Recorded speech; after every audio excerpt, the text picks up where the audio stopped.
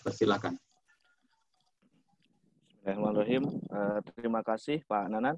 Assalamualaikum warahmatullahi wabarakatuh. Waalaikumsalam warahmatullahi Ya. wabarakatuh. Selamat pagi, salam sejahtera untuk kita sekalian. Salam, Om Swastiastu, Namo Buddhaya, salam kebajikan. Yang saya hormati Pak Dr. Prasetyo Aditama, Direktur Kemahasiswaan Institut Teknologi Bandung. Yang saya hormati para dosen, pengampu Stadium General. Tadi yang sudah bergabung ada Pak Henry, kemudian Pak Ade, ya, dan yang lainnya. Kemudian yang saya banggakan Pak Nanan ini dengan tim, ya, tim yang sudah mempersiapkan acara sedemikian rupa. Oke, terima kasih atas kesempatan yang diberikan di sambutan ini. Tidak banyak barangkali yang ingin saya sampaikan. Yang pertama, ucapan terima kasih dan apresiasi yang setinggi-tingginya kepada Kang Irfan Amali ya dari Peace Generation yang sudah menyempatkan waktu di sela-sela kesibukannya ya, di sela-sela kesibukannya mengisi acara, mengisi training. Kalau tidak salah kemarin sedang di Madura, tapi alhamdulillah sudah bisa menyempatkan dalam kegiatan perkuliahan Stadium General di ITB ini. Kemudian sangat menarik dan penting menurut saya topik yang akan disampaikan oleh Kang Irfan hari ini, yakni kaitan dengan berpikir kritis dan empati gitu. Jadi dua hal ini yang menurut saya penting untuk dibangun, untuk dikembangkan dan untuk dimiliki tentu oleh para mahasiswa. Yakni di satu sisi mahasiswa mampu berpikir secara kritis, mampu menjadi seorang problem solver dengan menganalisa persoalan-persoalan yang ada di lingkungan sekitar. Namun demikian, tentu kemampuan berpikir saja tidak cukup, akan tetapi harus mempunyai empati tadi. Bagaimana kita mampu merasakan apa yang dirasakan orang lain, bagaimana kita memosisikan diri dalam situasi yang sulit misalnya, berdasarkan hasil pengamatan kita di lingkungan sekitar yang pada akhirnya akan tumbuh spirit untuk berbagi dengan teman-teman, dengan saudara-saudara ya, atau dengan orang lain yang ada di lingkungan sekitar ini. Oke, selanjutnya saya sampaikan selamat untuk para mahasiswa karena di hari ini ada banyak kesempatan untuk bisa berdiskusi dengan Kang Irfan. Kang Irfan, kalau Anda lihat biografinya ya sudah banyak tentu beredar, ya jejak digitalnya sudah banyak mengenai siapa Kang Irfan ini. Dan salah satu penggiat pendidikan kedamaian gitu kira-kira dengan serangkaian aktivitasnya, dan ini turut berkontribusi bagaimana membangun bangsa ini menjadi atau memperkokoh bangsa Indonesia sebagai bangsa yang beradab, yang cinta damai gitu ya. Nah, selain daripada itu, tentu empati menjadi basis yang harus dimiliki oleh setiap orang, khususnya oleh mahasiswa ya. Karena seperti yang disampaikan oleh Michelle Borba misalnya, bahwa salah satu karakter, bahkan dikatakan sebagai karakter utama yang harus dimiliki oleh manusia adalah empati tadi. Selain tentu 6 karakter yang lain. Kemudian Thomas Likona juga menyebut tentang beberapa nilai atau dimensi karakter yang harus dimiliki oleh setiap orang, setiap warga negara agar mampu mendorong bangsanya, mendorong negaranya itu menjadi negara yang berkemajuan dan berkeadaban. Kemudian selanjutnya sedikit informasi saja, absensi DCX sudah dibuka, silakan Anda sekalian bisa mengisi secara mandiri hingga pukul 9.30 waktu Indonesia Barat. Pak Direktur, Pak Pras, dan Bapak dosen pengampu yang lain, saya izin melaporkan sekarang posisi sedang di Kupang, Bapak. Jadi kita sedang juga melakukan aktivitas untuk bagaimana menciptakan stabilitas keamanan di wilayah perbatasan. Di hari yang lalu saya berkunjung ke Atambua, kemudian berkunjung ke Wini, perbatasan Indonesia dan Timor Leste. Nah, di situ juga kita bisa belajar dari lingkungan, kita belajar dari situasi sosial kultural yang ada di sana, dan memang banyak hal atau banyak PR yang mesti kita selesaikan agar apa? Agar setidaknya keadilan sosial bagi seluruh rakyat Indonesia itu betul-betul terrealisasi gitu ya. Jadi memang masih ada bahkan daerah-daerah di Republik ini yang bahkan mereka mengatakan kita itu sudah merdeka atau belum. Nah, disinilah saya pikir perlunya keterlibatan dari para mahasiswa, perlunya partisipasi daripada mahasiswa, perlunya kontribusi dari para mahasiswa, tentu secara sinergis dan kolaboratif untuk turut serta mendorong kemajuan bagi bangsa dan negara ini. Demikian kiranya yang bisa saya sampaikan. Selamat berwebinar, selamat mengikuti kuliah Stadium General dari Kang Irfan, ya, yang akan membincangkan tentang pentingnya berpikir kritis dan di era saat ini. Begitu saja barangkali Pak Pras, Pak Henry, Bapak-bapak yang lain, Pak Nanan ya, yang bisa disampaikan. Terima kasih. Mohon maaf bila ada hal-hal yang kurang berkenan atau ada ucap yang kurang baik. Terima kasih. Wassalamualaikum warahmatullahi wabarakatuh. Waalaikumsalam warahmatullahi wabarakatuh. Hadirin yang kami hormati, kita akan memasuki acara utama pada hari ini, yaitu Studium Generale yang akan disampaikan oleh Direktur Eksekutif Peace Generation Indonesia, Bapak Irfan Amali MA, dengan topik pentingnya berpikir kritis dan empati untuk kepemimpinan abad 21. Sesi ini akan dipandu oleh moderator, salah satu dosen pengampu mata kuliah Studium Generale yang berasal dari kelompok keahlian ilmu kemanusiaan FSLD. Kepada Bapak Ade Enggus Kusnadi, MPD, kami persilakan. Baik, terima kasih Pak Nanan yang saya hormati, Pak Direktur, Bapak-bapak, serta Ibu yang sudah bergabung di media ini, serta tidak lupa rekan-rekan mahasiswa. Saya mulai barangkali untuk forum kali ini dengan ucapan Assalamualaikum warahmatullahi wabarakatuh. Selamat pagi, salam sejahtera untuk kita semua. Semoga kondisi bangsa dan negara ini lebih baik daripada saat ini. Itu harapan kita semua tentunya. Baik, sebelum saya persilakan Kang Irfan, saya lebih enak manggilnya Kang Irfan. Tadi mohon izin untuk memanggilnya Kang Irfan kepada pembicara kita pada pagi hari ini. Mohon izin untuk menyampaikan kurikulum vitae terlebih dahulu atau biodata dari pembicara kita hari ini. Ada beberapa hal yang bisa saya sampaikan. Yang pertama, untuk pendidikan, beliau merupakan lulusan dari Brandeis University di USA. Kemudian dari Islamic State University, Sunan Gunung Jati di Bandung. Lalu dari Islamic Boarding School di Darul Arkom, Muhammadiyah Garut. Lalu tercatat beberapa pengalaman kerja dari pembicara kita pagi hari ini. Di antaranya yang tercatat sampai dengan saat ini adalah sebagai Direktur Eksekutif dari Peace Generation Indonesia. Kemudian dari 2013 sampai 2018 beliau aktif juga di Mizan Apps Publisher, kemudian di Pelangi Mizan juga.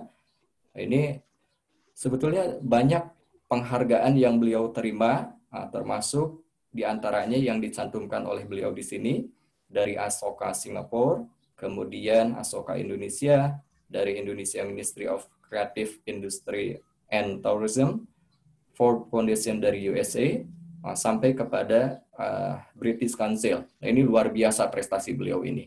Kemudian, seperti yang disampaikan oleh Pak Epin juga, rekam jejak beliau sudah bisa diakses tentu oleh kita semua, betapa banyak karya-karya beliau yang tampaknya bisa kita teladani khususnya oleh rekan-rekan mahasiswa sekalian selaku peserta dari mata kuliah ini. Baik, nampaknya saya tidak akan berpanjang lebar untuk memperkenalkan Kang Irfan. Boleh nanti dalam prosesnya Kang Irfan menambahkan sekiranya ada hal-hal yang bisa dipetik manfaatnya oleh kita semua, termasuk oleh para peserta dalam mata kuliah ini. Baik, Kang Irfan Amali MA selaku pembicara dalam kesempatan perkuliahan umum pagi hari ini. Selanjutnya, kami berikan kesempatan kepada Kang Irfan untuk menyampaikan materi di angka atau di kisaran waktunya kurang lebih 60 menit.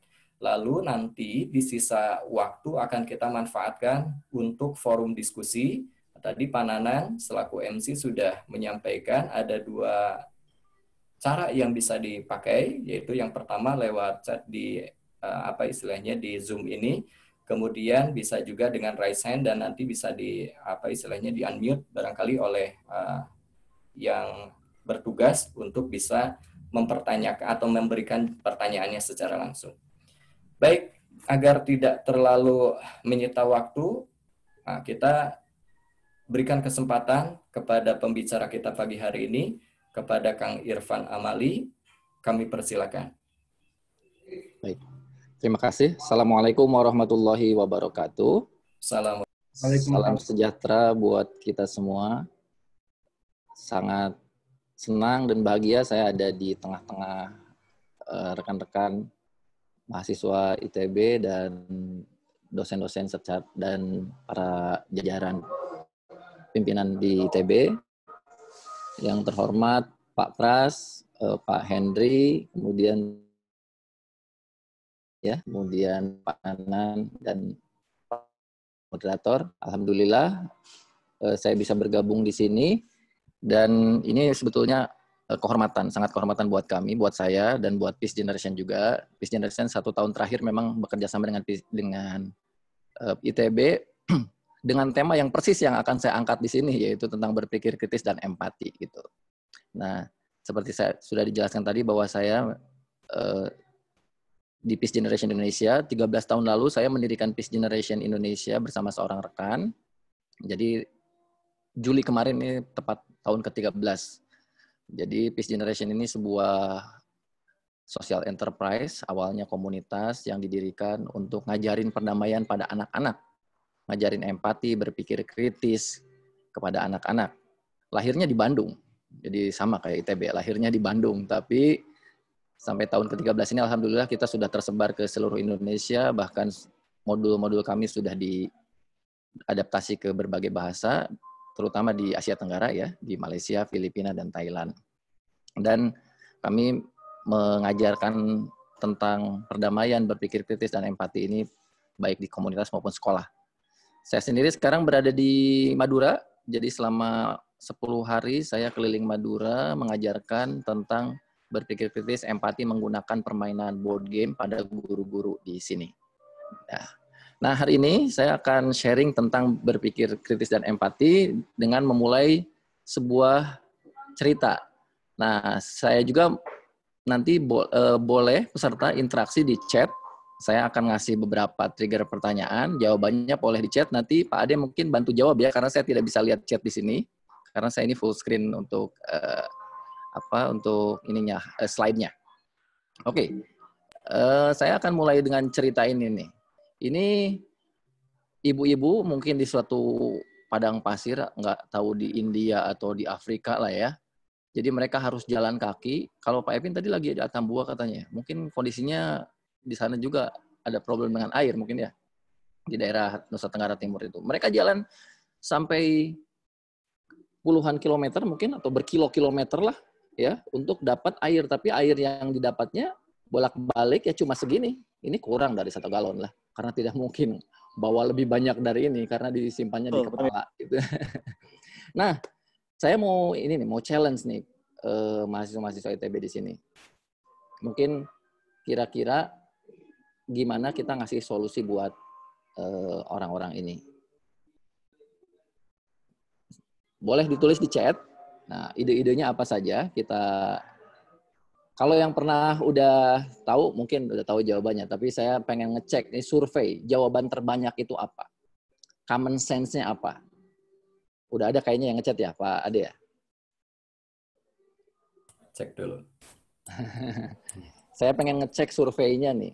Jadi common sense-nya untuk problem ini itu apa kira-kira? Jawaban mayoritasnya itu apa? Mungkin ada yang sudah komentar Kang Irfan ini nampaknya. mm-mm. Pertama dari Siti Nurrohmah. Nah, ini adik kita ini menyampaikan dibuatkan pompa air. Pompa air, oke, Ya. pompa air, ya, itu pompa air. Saya sudah coba pompa air. Pertama pompanya mahal, kedua digalinya harus dalam, dan kalau pompanya pompa listrik, listriknya nggak ada. Kalau pompanya pompa tangan, ya lumayan lah. Ya, oke, Baik. terima kasih. Ada apa lagi Pak Ade jawabannya? Ada lagi ini dari Putri Mariam, buat Apa sistem kanaling sederhana katanya. Kanaling sederhana. Kanaling itu mungkin kayak irigasi gitu ya? Iya. Oke. Tetapi masalahnya ini posisinya ada di atas, sementara sumber airnya ada di bawah. Oke, nggak apa-apa. Itu jawaban kedua, bikin kanaling, bikin kanal-kanal itu. Terus apa lagi? Baik. Ini ada dari Raihan Fauzan, bikin sumur bor katanya Kang Irfan. Sumur bor ya. Sumur bor, oke. Sumur bor. Di bor ya. Sumurnya. Bawa alat-alat bornya gitu. Mungkin harus ngimpor dari ITB ya. Di bor gitu ya. Tapi nanti tetap harus ada penyedotnya ya. Tadi pakai pompa atau pakai listrik. Sementara listriknya terbatas juga di sini. Oke, nggak apa-apa. Apalagi kita bisa melihat nih jawaban-jawaban umumnya apa. Iya. Ini common sense. Dari Timothy ya. Ada kalau tidak ada sumber air, mungkin solusi pendeknya bisa disediakan gerobak yang lebih besar katanya. Gerobak yang lebih besar berarti perlu gerobak. Kemudian perlu, mungkin kalau gerobaknya dari kayu, atau dari besi berarti harus ngelas dulu, harus ada bannya gitu ya. Nanti bisa kolektif mungkin ya gerobaknya. Oke, lanjut. Dari Francis ini, membangun saluran pipa yang bisa menampung dan menyalurkan air, usulannya seperti itu. Oke, jadi ada pipa. Nah, pipa juga pernah dibuat, tapi akhirnya tadi masalahnya adalah dari bawah, airnya, sumber airnya di bawah gitu. Jadi harus ada penekanan dulu ya, atau ditekan dulu gitu, atau ada alat pendorongnya berarti ya. Kemudian pipa juga pernah dibuat, malah pipanya dirusakin, malah dibolongin, jadi bocor pipanya. Apalagi boleh. Baik, bisa dilanjut dari William Rukmansa ini. Nah, diusulkan tabur garam tertentu di langit untuk membuat hujan artifisial katanya. Ya. Wah, ini lebih futuristik ini. Iya, ini. Bukan main idenya ini. Tabur garam ya. Baik. Garam. Oke. Ini kayak pawang hujan nanti di atasnya. Ditabur garam. Oke, pakai hujan artifisial diturun. Oke, apalagi? Dari Brigita Claudia, gimana kalau membuat saluran air atau pipa yang menghubungkan sumber air dengan rumah-rumah orang tersebut katanya. Ya, oke. Tadi ya pakai pipa-pipa. Ya? Iya, betul. Pakai pipa-pipa. Ya, oke. Ya. Nah, itulah mungkin common sense-nya ya. Mewakili ya. Iya. Karena saya sudah nanyain ini ke ratusan siswa, ribuan siswa ya, memperlihatkan gambar ini. Ketika menyampaikan materi ini saya selalu mulainya dari sini, yaitu tentang berpikir kritis. Buat apa kita berpikir kritis? Buat problem solving. Karena critical thinking itu bukan problem solving, bukan biar kita kritis, kelihatan sok kritis, bukan kan? Tapi critical thinking itu kita bisa problem solving, critical thinking problem solving. Nah, ketika kita critical thinking problem solving biasanya itu kira-kira Pak Ade, kira-kira tadi ide-idenya dari mana ya? Ide-idenya itu referensinya dari mana kira-kira yang tadi ngejawab itu? Apakah dari pengalaman mereka atau dari pengalaman kita ya? Ada yang udah pernah hidup di gurun nggak ya? Ya, ini biasanya ketika kita ngasih problem solving, kita biasanya menggunakan cara berpikir kita, bukan menggunakan cara berpikir orang yang mempunyai masalahnya. Betul. Itu salah satu masalah dalam critical thinking. Nah, ternyata itu tadi semua solusi tadi sudah pernah dilakukan. Ternyata ini dibuat pipanya nggak jalan, malah dirusak gitu. Ada satu hal ternyata yang tidak diketahui oleh banyak orang yang mencoba memberikan solusi di sini. Pertama, bahwa ternyata untuk orang-orang di pedesaan ini, buat mereka keluar rumah mencari air adalah sebuah hiburan. Karena tinggal di rumah, mereka mungkin patriarki ya, jadi perempuan itu domestik banget, laki-laki di luar gitu. Jadi perempuan itu tidak punya kesempatan keluar. selain ngambil air. Jadi mereka sebetulnya pengen keluar. Jadi bukan ngambil air ting, tapi pengen keluar, pengen ngerumpi, pengen ketemu dengan ibu-ibu lain dari desa lain. Itu adalah hiburan. Jadi jalan kakinya itu ramenya itu. Itu yang orang banyak nggak tahu. Gitu. Nah jadi sebetulnya ketika kita memberikan sebuah solusi yang mendekatkan mereka pada air, mereka menolak. Mereka menolak solusi itu karena menjadi menghalangi kebutuhan mereka untuk bersosialisasi. Tetap aja mereka ke sana. Ngambil airnya dengan cara yang lama. Gitu. Nah, jadi ketika didengar, ternyata ada masalah yang itu menjadi kunci apakah solusi kita akan diterima atau diadaptasi atau tidak. Gitu. Makanya akhirnya setelah diteliti, akhirnya inilah keluar solusi. Ini water drum. Nanti bisa dicek di YouTube atau di Google ya. Ini salah satu solusi yang katanya cukup berhasil dan digunakan di banyak tempat. Karena secara logika tidak menggunakan unsur listrik. Gerobak itu masih perlu besi, perlu kayu. Sementara mungkin di sana tukang las juga susah. Kayu juga mungkin terbatas karena pohon-pohonnya sedikit. Gitu. Kemudian ini tetap membuat mereka bisa datang ke sumber air. Gitu. Nah, dari sini ternyata cuma segitu ya ininya. Solusinya itu sesimpel itu, padahal kita berpikir solusinya rumit sekali. Mungkin pakai mesin, bahkan tadi ada yang pakai garam ke langit harus pakai pesawat. Nah, ketika kita memberikan solusi, problem solving, kadang-kadang kita seolah-olah memecahkan masalah kita, bukan memecahkan masalah orang yang punya masalah. Bahkan kadang-kadang kita memberikan pemecahan masalah yang jadi masalah baru buat orang-orang. Buat orang yang punya masalah. Nah, itu karena kekurangan critical thinking dan empati. Padahal, bahkan dalam teori membuat produk yang disebut dengan design thinking, cara berpikir desain, sebelum produk-produk keren, hebat apapun yang kita kenal di pasaran, mereka itu yang pertama dilakukan, langkah pertama itu adalah understanding people, empathize. Jadi hanya produk-produk yang berempati pada user yang sukses. Sebut aja produknya apa. Yang sampai sekarang kita masih gunakan. Itu dirancang dengan penuh empati dari pembuatnya. Gitu. Baru setelah punya empati, baru didefinisikan problemnya apa. Enggak langsung tadi kayaknya ya, kita setiap lihat problem, kita itu langsung loncat. Yaitu loncat ke solusi. Ya, betul nggak? Nah, jadi padahal kita harus empati dulu. Ini masalahnya apa, bagaimana kulturnya, bagaimana. Banyak tahapan-tahapan dalam empathize ini. Baru kita definisikan. Setelah kita definisikan, betul nggak, Bu? Pak, ini masalahnya. Gitu. Jangan-jangan ini masalah menurut saya, bukan menurut Ibu. Gitu.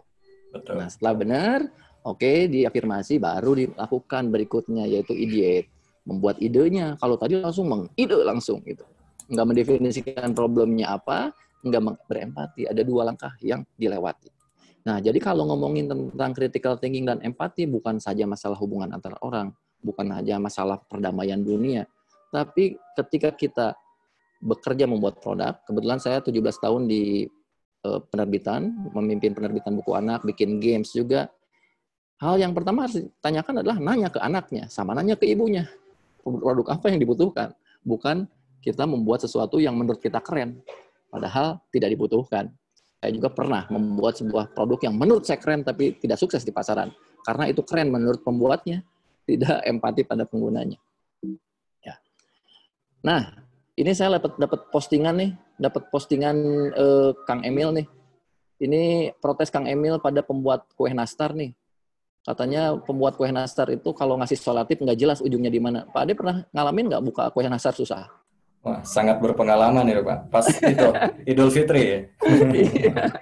Iya, ini yang bikin kue nastar ini hanya berpikir tentang kuenya yang enak, tapi itu menyusahkan orang yang mau buka yang nggak sabar pengen makan. Aduh, itu habis 15 menit buat cari selotip ujungnya di mana.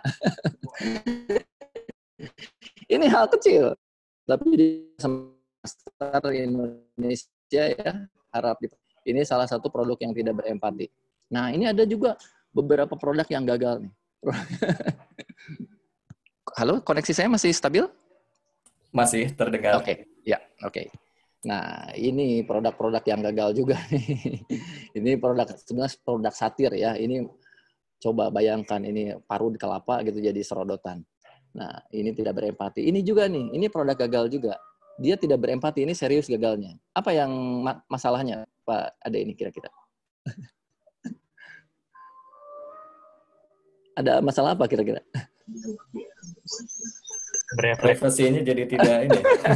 Ya, ini saya nggak paham ini gimana dulu itu kontraktornya bikin ya. Nah, ini yang memberikan masalah ya, tidak berempati. Nah, jadi sebetulnya apa empati itu? Empati itu adalah ability to understand other people's emotion, what they are thinking and feeling itu. Jadi kita memahami orang lain, menempatkan kaki kita di sepatu orang lain. Nah, tapi empati ini ada dua. Kebanyakan yang kita pelajari itu adalah empati, afektif empati. Kalau kita lihat tukang dagang yang udah tua, kasihan dagangannya sedikit, kemudian kita foto, kemudian share, beli di situ gitu. Menjadi kita iba. Itu empati ya. Itu. Makanya Indonesia ini orang yang sangat empati karena banyak sekali yang viral yang akhirnya orang dibantu yang lewat Kitabisa. Menurut data di Kitabisa itu 80% adalah sumbangan buat orang-orang yang mengalami masalah kesehatan dan tidak punya. Dan orang Indonesia ini sangat mudah iba ya. Sangat mudah iba. Jadi sangat mudah empati. Itu bagus, itu empati, feeling empati, affective empati. Tapi ada satu lagi empati yang itu cognitive empati dan ini yang perlu dimiliki oleh orang-orang problem solver. Karena mungkin saja affective empati itu cuma kasihan aja, nggak melakukan apa-apa. Gitu. Tapi kalau cognitive empathy adalah kemampuan untuk berpikir dari sudut pandang yang berbeda. Jadi kognitifnya, berpikir. Jadi, nah kalau berpikir kan sesuatu yang lebih kompleks. Jadi coba kalau kita berpikir dengan cara orang-orang yang betul-betul cara pandangnya 180 derajat berbeda dengan kita. Gitu. Nah, itu sesuatu yang sulit. Sebagai ya nanti ada contoh-contohnya lah. Ya. Nah, kenapa critical thinking ini penting? Ya, mungkin cognitive empathy itu bisa hampir dekat-dekat dengan critical thinking. Jadi, critical thinking dengan empathy itu seperti dua sisi mata uang. Kalau empati tanpa critical thinking, kita gampang kasihan, padahal yang dikasihani itu ternyata nipu, misalnya, atau fake. Ya. Seperti contoh, ada beberapa kasus yang tentang waktu itu save yang anak dibully itu, wah langsung ada hashtagnya ya. Ternyata 1 minggu kemudian diketahui ternyata itu fake, itu menggunakan macam-macam gitu. Critical thinking-nya rendah tapi empatinya tinggi, affective empathy gitu. Nah, makanya critical thinking dan empati ini dua sisi mata yang berbeda. Kalau critical thinking saja tanpa empati, dia kritis saja mengkritik terus, tetapi sama sekali dia tidak memberikan ruang pada apresiasi gitu. Nah, itu jadi, tahun 2015 critical thinking itu nomor 4 top dari 10 skill yang paling dibutuhkan untuk hidup di abad 21. Nah, ketika tahun 2020 naiknya menjadi ranking 2 setelah problem solving. Jadi kalau kita mau hidup di abad 21, ya minimal 3 hal yang paling awal, kompleks problem solving, critical thinking, dan creativity itu menjadi skill set yang wajib dimiliki. Ya. Nah, kenapa? Karena sebetulnya kalau masalah kepintaran saja, sekarang kan robot ini udah bisa hampir lulus ya, walaupun nggak lulus katanya. Udah bisa ngisi ujian, bukan multiple choice, tapi langsung dengan tulisan, jadi dia bisa menganalisis paragraf, kemudian menjawab, dan hampir lulus, walaupun tidak lulus. Tapi ini tinggal di-upgrade sedikit, bisa lulus. Jadi mungkin nanti kalau ujian tahun depan, mungkin ujian masuk perguruan tinggi, robot ini diikutkan, maka mungkin mahasiswa ITB kebanyakan robot yang lulus ya, kalau mereka ikut. Ya, jadi kalau masalah pinter aja, robot udah bisa lebih pintar. Tetapi mungkin yang belum mereka bisa miliki adalah empathy. Meskipun lama-lama saya khawatir mereka punya empati juga, lebih empati kayak di film-film. Nah, jadi empati dan critical thinking itu ketika digabungkan itu menjadi sebuah compassionate action. Compassionate itu saya lebih senang membahasakannya adalah welas asih. kebetulan saya memimpin pesantren, saya bikin pesantren namanya Pesantren Welas Asih. Nah, Pesantren Welas Asih di Garut. Mungkin boleh nanti kita kerjasama sama ITB. Kita ini Pesantren Welas Asih. Jadi dari compassion. Kalau dalam bahasa Arab rahmah ya, compassion. Jadi empati dan critical thinking itu. Kritis tetapi tetap empati gitu. Nah, apa masalahnya kalau kita tidak punya empati? Mungkin ada yang pernah dengar kasus ini, boleh tulis di chat, ada yang tahu nggak kasus ini? Tentang si Justin ini.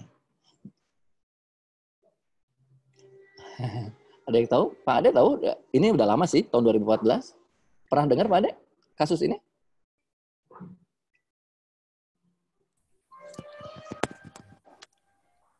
Sepintas Kang Irfan. Sepintas ya, ya. Ya, ini jadi si Justin ini pergi ke Afrika, nge-tweet hanya tweetnya pendek gini. Ini iseng aja sih. Hope I don't get AIDS. Just kidding, I'm white gitu. Simple ya, nggak berapa kata-kata ini, kurang dari 114 karakter. Tapi selama dia di pesawat, ternyata ini jadi viral dan orang sedunia mengutuk ini, sehingga karena viral, maka si perusahaan yang mempekerjakan Justin ini langsung memecat si Justin, gitu. Karena untuk menyelamatkan nama perusahaannya dong, gitu. Oh ini orang ini rasis, gitulah, gitu ya.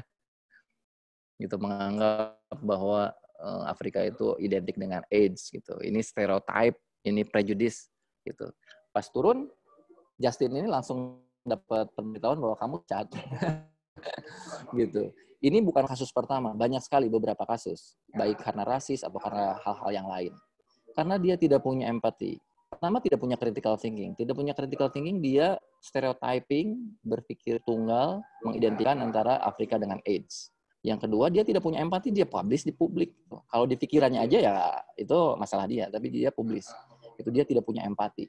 Dan ternyata ini menuai kecaman. Dan gara-gara itu aja. Nah, jadi hati-hati juga nih. Kalau saya merekrut karyawan, saya juga selalu melihat sosial medianya. Gitu. Jadi hati-hati karena sosial media itu bagian dari kita.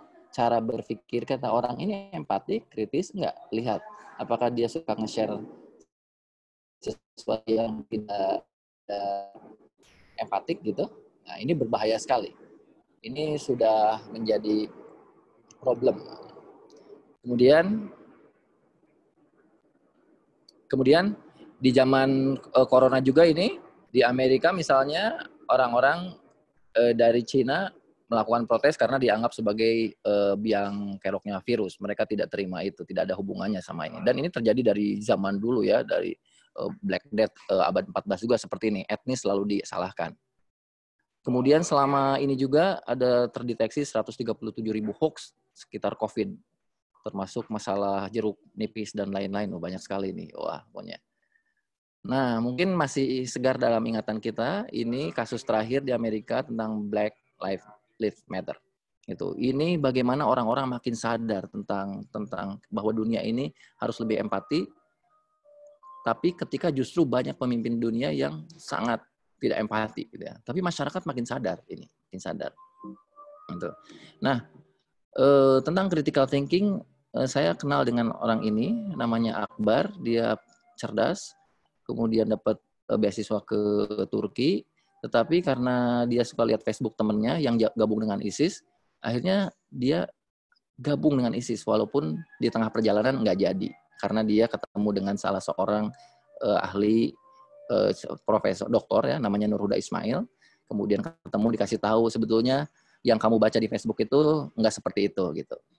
Akhirnya ceritanya Akbar ini difilmkan sama Nur Huda Ismail. Filmnya Jihad Selfie. Mungkin kapan-kapan harus nonton film ini sebagai sebuah gambaran bagaimana critical thinking yang rendah sangat mudah kena propaganda. Tapi ini bukan masalah hanya di Indonesia saja. Ini di seluruh dunia. Ini peta kebencian di dunia. Peta kebencian di dunia ini. Ini adalah accident ekstremisme di seluruh dunia gara-gara prasangka, critical thinking, rendahnya empati. Critical thinking yang rendah. Misalnya di Amerika ada Ku Klux Klan, kemudian di Jerman ada white supremacy. 2 tahun lalu saya diundang sama pemerintah Jerman dan belajar ke sana melihat bagaimana pemerintah Jerman sangat serius menangani anak-anak muda yang semakin tertarik untuk gabung dengan white supremacy, menganggap ras Arya paling kuat, gitu, membenci orang-orang imigran. Kemudian di Buddha ya, di Myanmar yang udah cukup lama ini terjadi. Tapi saya ingin memperlihatkan bahwa dunia ini sedang mengalami sebuah krisis empati, sementara masyarakat sudah mulai aware tentang itu, gitu. Jadi ini kontradiksi, gitu, kontradiksi. Gitu. Nah, kalau kita lihat juga ini ada yang membuat peta kebencian di Amerika. Ini warnanya beda-beda. Totalnya 954, tapi warnanya beda-beda. Ada yang benci sama Islam, ada yang benci sama Semit, ada yang benci Yahudi, benci kulit hitam, macam-macam. Jadi menu kebenciannya banyak banget. Jadi ya, ini nih, Pak Ade, kalau kira-kira kita bikin petanya di Indonesia, kira-kira jumlahnya lebih banyak apa lebih sedikit? Lebih padat atau lebih jarang ya? Lebih jarang ya? Nggak usah dijawab. Nggak usah dijawab. Ya. Ya, di Indonesia nggak ada yang bikin petanya. Karena ini juga kantor yang bikin peta di Amerika ini sangat tertutup. Tidak ada yang tahu. Teman saya pernah ke situ. Nah, jadi critical thinking ini sangat penting untuk bagaimana dia yang pure critical thinking itu sangat mudah kena propaganda, yang punya resiliensi sangat kuat. Resilience ya, critical thinkingnya tinggi. Di propaganda, kemudian dikenain prejudis dan lain-lain, itu dia akan tetap kuat karena dia punya imun empatinya dan critical thinkingnya. Nah, sekarang jadi gimana caranya? Gimana caranya kita meningkatkan critical thinking dan empati? Saya banyak sih caranya, tapi saya mencoba mengangkat 3 saja. Tips yang pertama adalah sesederhana ini. Ask, don't judge. Gitu. Jadi tanya, jangan ngejudge. Nah, saya punya gambar ini. Boleh tulis di chat apa gambaran Anda, teman-teman semua nih yang ikut di Zoom ini, gambaran Anda, satu kata yang menggambarkan orang ini, satu kata saja. Satu kata, boleh tulis di chat. Satu kata yang menggambarkan orang. Baik, sudah ada apa banyak yang masuk tuh. Itu apa aja? Ada yang bilang preman. Preman, oke. Okay. Lucu katanya. Ada lucu. juga yang bilang lucu ya. Lalu jagalah kesehatan katanya. Terus ada juga yang menyebutkan wah ini napi katanya. Oh, napi ya. Napi ya, narapidana. Kemudian perokok katanya. Perokok ya. Ada yang bilang sombong juga. Sombong, oke. Okay. Ya. Nah, oke. Nah, sambil nunggu yang lain-lain. Nah, kita cek yang tadi. Misalnya preman itu kira-kira itu tadi saya mintanya apa? Satu kata yang menggambarkan, betul nggak? Saya kata-katanya itu kan gambarkan. Nah, coba kita cek tadi kata-kata yang masuk itu gambaran, description. Description itu objektif ya, as the object. Atau penilaian atau judgment. Gambaran atau penilaian? Coba nih. Preman itu gambaran apa penilaian ya? Penilaian lebih ke penilaian bukan? Penilaian ya? Iya. Tahu dari mana kita dia itu dia preman kan? Siapa tahu dia satpam kan? Oke. Penilaian kita berdasarkan pengalaman kita, orang yang kayak gini biasanya preman. Tapi apakah betul? Belum tentu. Sampai kita nanya, betul nggak? Iya. Saya tadi minta describe, gambarkan. Kemudian tadi serem gitu. Serem penilaian apa gambaran? Suka penilaian ada yang juga nilai ya. yang beda lagi, lucu katanya. Iya. Ada yang nilai lucu juga katanya, serem katanya lucu. Nilai itu bisa sangat subjektif ya. Kemudian tadi perokok itu penilaian atau gambaran? Gambaran. Ke penilaian juga mungkin ya. Nah, ini sedikit saja bedanya. Kalau saya menyebutkan bahwa dia sedang merokok, itu gambaran. Betul. Karena memang betul kan lagi ngerokok. Iya. Tapi kalau dia merokok, saya nggak tahu apakah dia merokok atau lagi acting merokok, kita nggak tahu. Gitu. Sangat tipis antara menggambarkan dan menilai. Gitu. Jadi penilaian dan gambaran itu sangat sedikit. Nah, saya selalu mengajarkan ini pada anak-anak tentang bagaimana otak kita itu defaultnya itu adalah selalu menilai. Kita itu seperti judge, seperti hakim. Lihat orang gini, seperti ini. Lihat orang ini, kayak gini. Jadi menilai. Nah, kira-kira berapa persen dari penilaian kita yang benar? Mungkin ada yang benar. Karena kita juga punya referensi. Tetapi kebanyakan penilaian itu kadang-kadang banyak salahnya. Gitu. Karena penilaian itu biasanya kita hanya melihat dari fisiknya saja. Tidak melihat apa yang tidak kita lihat. Gitu. Betul yang tadi yang bilang jagalah kesehatan, ini betul. Ini memang dia petugas kebersihan sebetulnya. Tatonya lihat tuh, jagalah kebersihan. Ya, ada yang kita tidak tahu dari story seseorang itu, ada yang kita tidak tahu. Banyak sekali sesuatu yang tidak tahu. Mungkin kalau ada yang pernah baca Stephen Covey, katanya kan di ITB diterapkan ya yang Seven Habits. Stephen Covey itu bercerita dengan sangat sederhana tentang paradigma, yaitu tentang anak kecil yang lari-lari di kendaraan di kereta bawah tanah di umum gitu. Lari sampai penumpang lain itu kesel, ini anak-anak nggak diajarin sama orang tuanya sopan santun gitu. Itu sampai orang yang penumpang lain itu akhirnya nggak kuat ngomong ke si orang dewasa yang mendampingnya, Pak, itu anaknya diajarin dong cara sopan santun di kendaraan umum gitu. Kemudian si bapaknya tadi bilang, oh ini bukan anak saya, ini keponakan saya, bapak orang tuanya mereka baru meninggal dunia gitu, tabrakan atau apa gitu ya. Nah, orang yang tadi asalnya kesel ke anak-anak tadi menjadi empati karena tahu story-nya ternyata anak-anak itu sedang bersedih sebetulnya. Sesimpel itu mengubah paradigma, karena kita dari menjudge menjadi memahami, dan itu kuncinya ada bertanya. Kita tahu seseorang itu kalau kita udah mengorek dalamnya, bertanya, ngobrol gitu. Jadi ask, don't judge ya. Nah ini mungkin ada penggemar Simon Sinek di sini. Jadi leader at it last. Nah ini dia ngomongin banyak hal tentang kepemimpinan abad 21, dan kuncinya adalah empati. Jadi kita sebagai pemimpin abad 21 itu ya empati. Sebelum mengkritik, kita harus empati dulu, harus nanya dulu. Jadi tanya seseorang apa yang salah sebelum mengatakan bahwa mereka salah gitu. Nah, ini sesimpel itu untuk empati dan kritis ya. Kemudian masih ada waktunya ya? Berapa menit lagi? Masih kan? Sampai jam 10.20 kurang lebih. Oh, sebelumnya. Oke. Iya. Jurus yang kedua adalah active listening. Jadi menjadi pendengar aktif. Jadi pendengar aktif. Nah, dunia ini adalah dunia yang cerewet, semuanya banyak ngomong gitu. Tetapi sebetulnya para pemimpin itu adalah orang-orang yang punya 2 telinga dan 1 mulut gitu. Jadi lebih banyak mendengarkan. Dengerin sebelum ngejudge, dengerin dulu gitu. Nah, ini saya bikin sebuah jurus mendengar itu, dengar jang. Nah, dengar jang itu D-nya dedikasikan. Ketika kita mendengar aktif, itu harus mendedikasikan diri kita, mata kita, telinga kita, bukan hanya sekedar telinga, tapi mata juga, hati kita untuk mendedikasikan mendengar. Gitu. Kemudian E-nya itu ekspresi diperlihatkan. Ketika kita mendengar aktif, maka ekspresi kita nggak lurus. Teman kita ngomong sedih, kitanya lurus.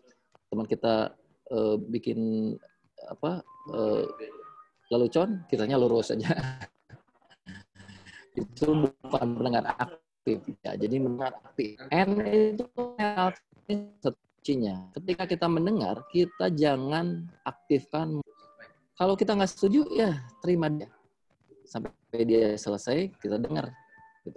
Gitu. Jadi netralkan posisi. Jangan dulu cepat ngejudge. Kemudian G-nya itu gangguan hilangkan. Gangguan-gangguan lain, distraksi-distraksi lain, HP hilangkan. A-nya itu amati isi pembicaraannya. Isinya itu diamati, satu kata. Nah, kalau di conflict resolution, kita harus betul-betul mengamati setiap kata, karena di balik kata-kata itu terdapat sebetulnya inti-inti dari concern setiap orang yang berkonflik. Amati. Kemudian R-nya itu adalah respons diberikan. Direspons. Ya, responnya bisa gestur, kemudian nanti bisa atau apa, atau ketawa, itu respon. Dan jang-nya itu jangan dipotong. Gitu. Coba, ada yang hafal apa rumus dengar jang tadi? Ada yang nyatet nggak ya? Coba ditulis di chat. Itu rumus yang saya ciptakan ini. Biar kesunda-sundaan, dengar jang, gitu kan. Ya, itu rumus active listening. Banyak sekali rumus-rumus active listening. Nah, kita juga ajarin. Nggak mungkin kita berempati tanpa mendengarkan. Nah, kita lihat di komen-komen di Instagram, Facebook, atau di YouTube. Orang di situ saling membantai, saling ini. Kadang-kadang orang yang komen di komen lagi dengan komen yang berbeda tanpa melihat apa komen sebelumnya. Wah, terus ya orang hanya berbicara, tidak ada yang memperhatikan, tidak ada yang mendengarkan. Ya. Itu yang kedua. Dan yang ketiga adalah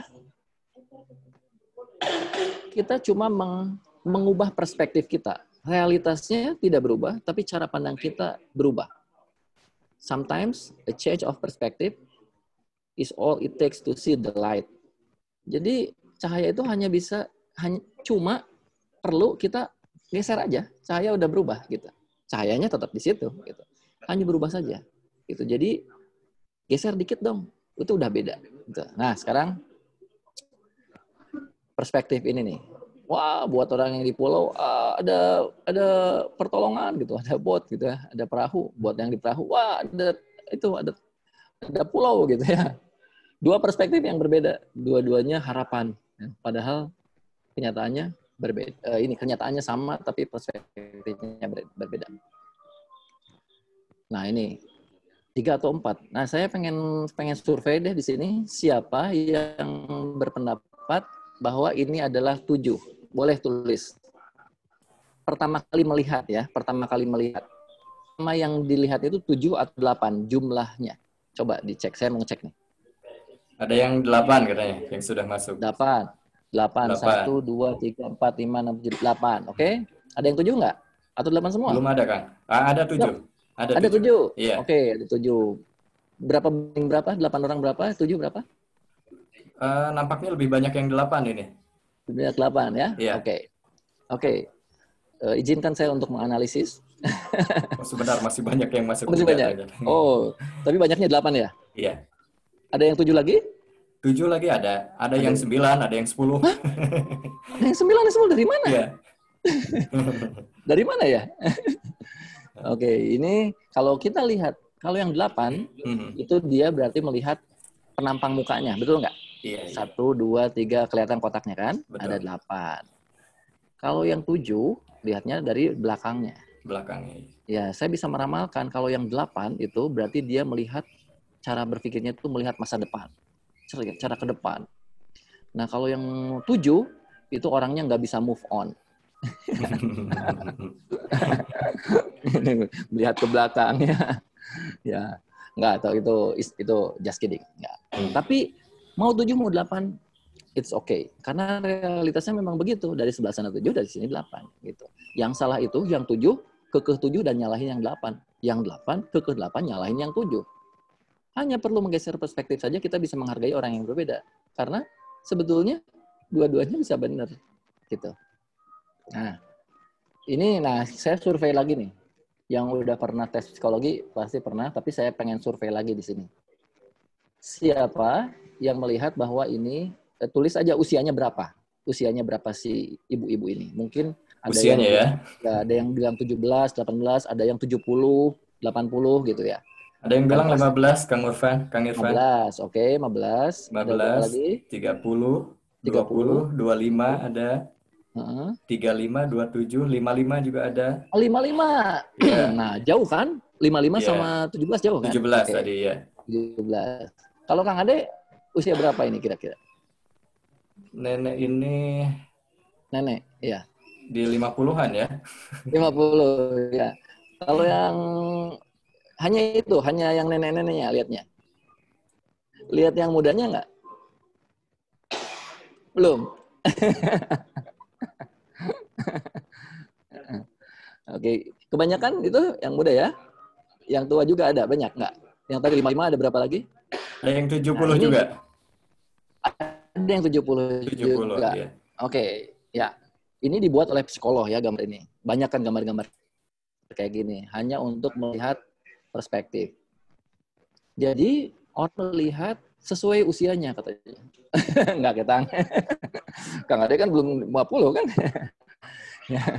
Belum.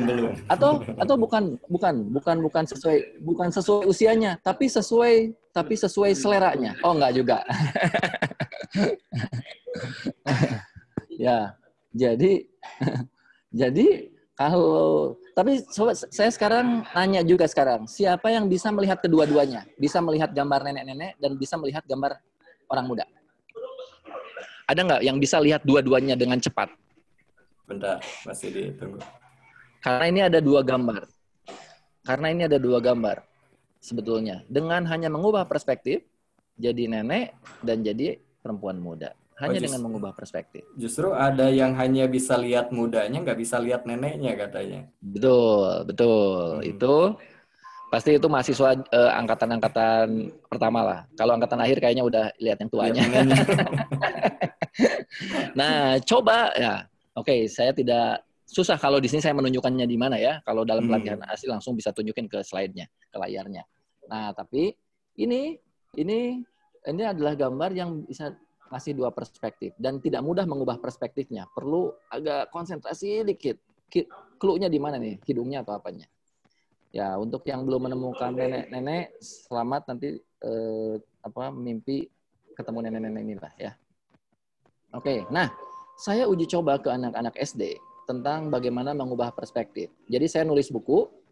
Waktu saya ada program global Australia, saya 2 minggu di sana, kemudian ngajarin tentang critical thinking membuat produk ini, membuat buku ini. Bukunya sudah ada di Gramedia nih.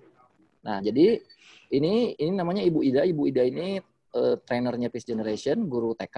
Nah, saya minta dia untuk bercerita pada anak-anak di Pangalengan. Ya. Tapi anak-anak ini dibagi 3 kelompok. Kelompok pertama diceritakan cerita versi pertama. Nah, versi pertama ini atau biar agak interaktif, saya minta di sini siapa yang pernah ngajar anak-anak untuk membacakan ceritanya. Boleh di-unmute? Boleh? Siapa? Raise hand boleh? Siapa yang pernah baca buku cerita buat anak-anak? Silakan. Dari teman-teman mahasiswa ada yang mau berbagi? Siapa yang berani bacain buku cerita anak?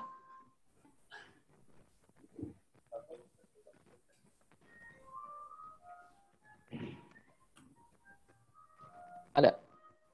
Sebentar. Raise hand tolong. Itu yang siap. Paruli Siregar. Oh iya, ada. Betul. Silakan. Oke. Boleh dibaca ya, nanti saya next ya. Iya. Pak. Oke, Doni ya, silakan. Doni Parulian ya, silakan Doni. Yang keras bacanya ya. Oke, Pak. Siap. Tahukah kamu asal-usul mengapa zebra berwarna belang? Zebra itu berwarna hitam pekat. Oke. Ini yang cerita siapa nih? Ini siapa cerita ke siapa? Oh, dari ibu ke anaknya. Ini ceritanya siapa ke siapa? Ya, bapaknya ini ya mungkin ya. Oh iya, maaf. Ini di Afrika iya. ya. Jadi kalau kata orang Afrika itu zebra itu dulu kuda hitam pekat. Oke. Next. Jika malam tiba, ibu zebra sulit mencari anaknya yang asik bermain. Oke. Akibatnya apa ya? Akibatnya ini nggak ada tulisan akibatnya ya. Akibatnya ini banyak yang hilang. Anak-anak zebra itu nggak pulang. Itu akibatnya. Ini hilang tulisannya kayaknya ya. Oke. Setelah itu mereka mencari solusi. Apa solusinya? Akhirnya, ayah zebra punya ide nih. Nah, idenya apa tuh? Nah, dia anaknya dikasih warna putih. Oke. Ya, sekarang mereka mudah terlihat. Nah.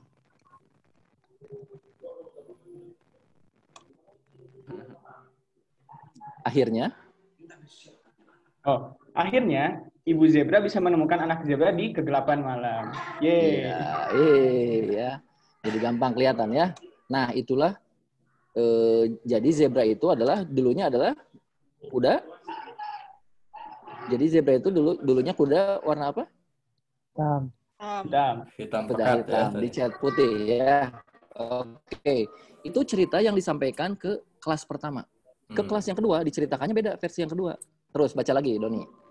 Ini versi yang kedua yang ceritanya orang Eropa atau orang Amerika mungkin ke anaknya. Doni bisa lanjutkan? Oh, saya lagi. Oke. Tahukah kamu asal-usul mengapa zebra berwarna belang? Dulu, zebra itu berwarna putih.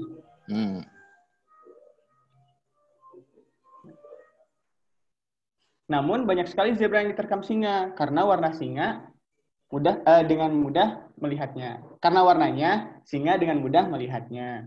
Ya. Nah, lalu ayam zebra punya ide. Mereka mengecat tubuh mereka dengan warna hitam. Nah, lalu singa pun kesulitan nih menemukan zebra. Kini zebra dengan mudah bersembunyi di balik semak. Iya. Karena singa itu katanya buta warna ya. Nah, jadi zebra itu adalah kuda warna asalnya dulu Warna putih. warna putih. Oke. Kalau Doni percayanya yang mana? Kuda putih cat hitam atau kuda hitam cat putih? Keyakinannya. Kuda putih, kuda putih. Karena Doni kulitnya kulit putih ya. Enggak, Pak. Sawo matang, Pak. Sawo matang. Oke. Nah, setelah itu terima kasih Doni ya. Nah, Kasih, setelah Doni. itu saya membagikan kertas pada anak-anak yang tadi. Yaitu kertas hitam, kertas putih, kemudian spidol hitam dan kapur putih. Dan saya meminta anak-anak untuk membuat zebra. Kelas yang pertama, mereka mengambil kertas hitam dan kapur putih. Dan kelas yang kedua mengambil kertas putih dan spidol hitam. Jadi mereka membuat sesuatu berdasarkan pengetahuan yang mereka dapat, referensi. Oke, ya sampai situ nggak apa-apa. Kemudian saya kumpulkan mereka dan mereka berdebat. Saya tanya, jadi zebra itu warnanya apa? Yang satu, kuda hitam bergaris putih. Yang satu, kuda putih bergaris hitam. Putih, wah sampai ngotot-ngototan mereka itu. Dan mereka meyakini versi mereka yang paling benar. Sebetulnya ada versi yang ketiga. Ada kelas yang ketiga yang diceritain dua-dua versinya. Gitu. Tapi mereka cuma diam aja. Karena mereka udah tahu sebetulnya dua-duanya benar. Gitu. Nah, dari eksperimen kecil ini ternyata orang itu bisa sangat meyakini apa yang dia yakini berdasarkan apa yang baru dia ketahui, gitu. Dan hampir nyaris walaupun nggak kejadian menyalahkan ya, walaupun nggak menyalahkan. Tetapi kalau masalahnya lebih serius mungkin mereka bisa saling menyalahkan, gitu. Nah, jadi dari cerita tadi ini saya nulis serial buku kayak gini, ngajarin anak-anak bahwa segala sesuatu itu, sebuah cerita itu mungkin punya the other version, punya cerita yang berbeda. Untuk expand perspektif tadi, perspektifnya berbeda gitu. Seperti tadi di awal, ketika kita membantu orang-orang ibu-ibu yang mau ngambil air, kalau pakai perspektif kita menjadi salah. Kita harus pakai perspektif mereka. Itulah empati dan critical thinking, berpikirnya kritis dan empati gitu, sehingga bisa menjadi problem solving. Kalau kejadiannya seperti ini, Indonesia masih seperti ini, seperti kuda hitam, kuda putih, maka setiap pilkada, setiap pilpres, setiap ada perbedaan kejadiannya akan seperti ini. Kita akan sulit memahami cara berpikir orang lain, yaitu kognitif empathy, gitu, dan sulit merasakan perasaan orang lain atau affective empathy. Nah, ini udah hampir akhir. Nah, selama setahun kemarin, Peace Generation membuat sebuah program namanya FROSH. Itu untuk fresh ya, untuk freshman, untuk mahasiswa baru di ITB dan UPI, ngajarin tentang pentingnya critical thinking untuk keterampilan abad 21.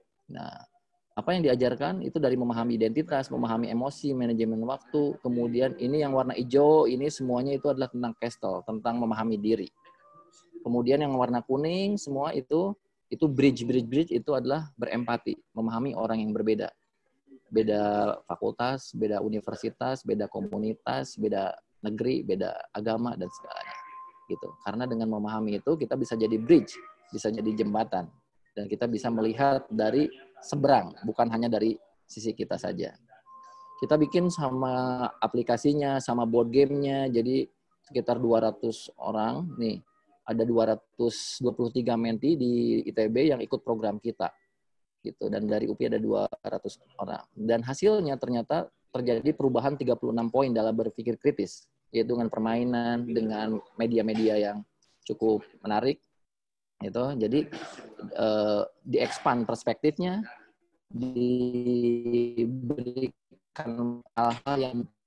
pernah dialami gitu ya. Nah, dengan begitu diukur critical thinking-nya meningkat gitu. Nah, ini salah satunya ada Hasna. Aku belajar dari Pisgen dan Menti-Menti untuk memahami perasaan. Tidak ada yang lebih ini. Tidak ada yang berarti memahami apa yang semestinya cukup dimengerti, berempati dan hidup bersama dalam harmoni. Goalnya gitu. Kemudian dari program Flows Project ini aku mempelajari perspektif yang berbeda, dari perspektif yang berbeda. Aku menjadi lebih memahami diri, menghilangkan prasangka pada orang lain. Perbedaan agama seharusnya tidak menghalangi itu.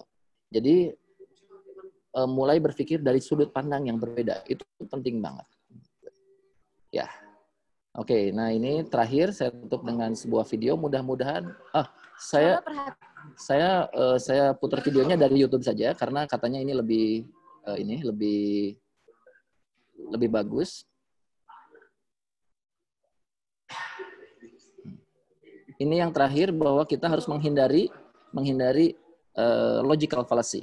Ini. Menurutmu apakah garis-garis pada gambar ini lurus atau coba perhatikan gambar ini. Belum nampak kayaknya Kang Irfan. Ya, sebentar saya tadi belum share screen. Share screen dulu.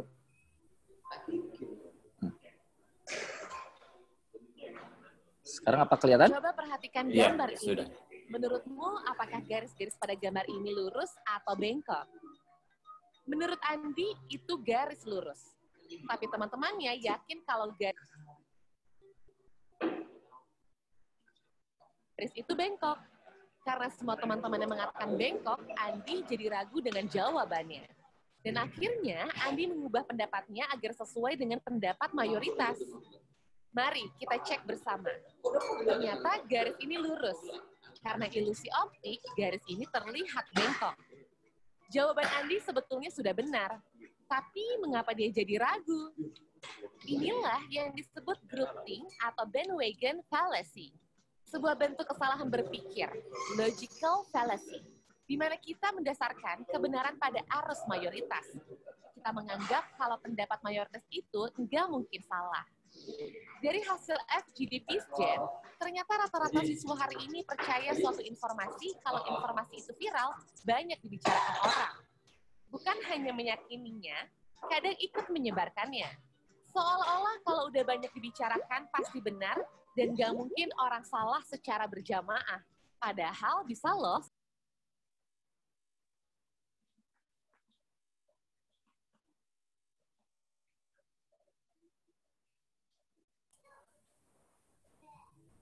Hilang ya suaranya Kang Irfan, punten.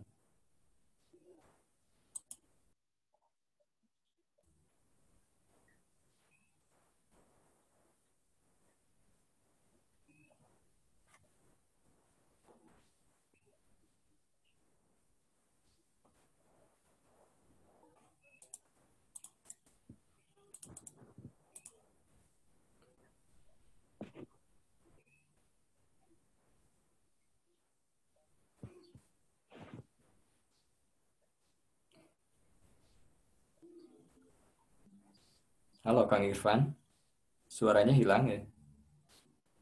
Mau mendengar.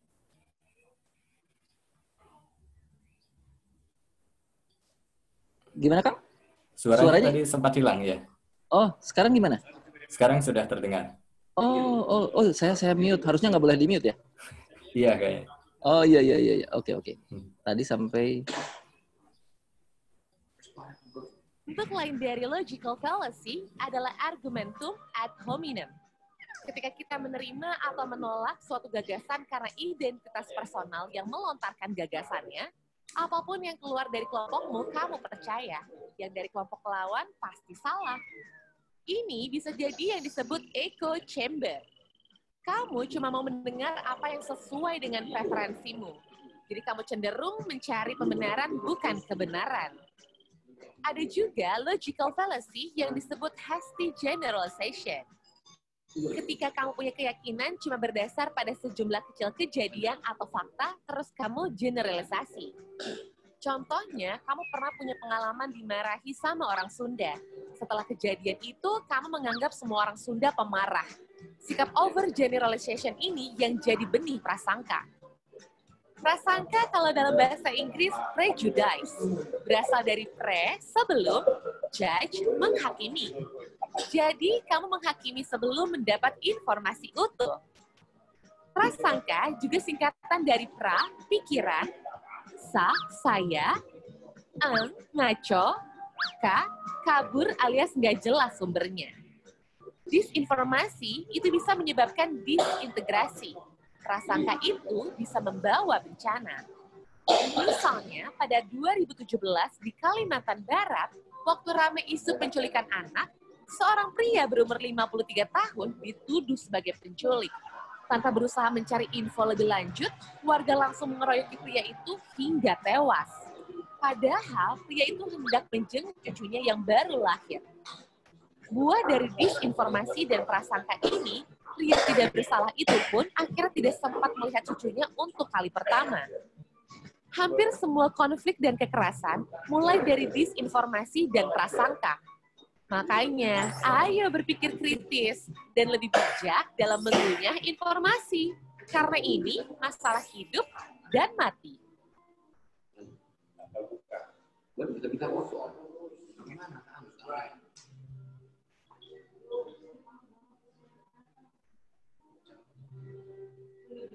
Monster Map. Iya, sebentar.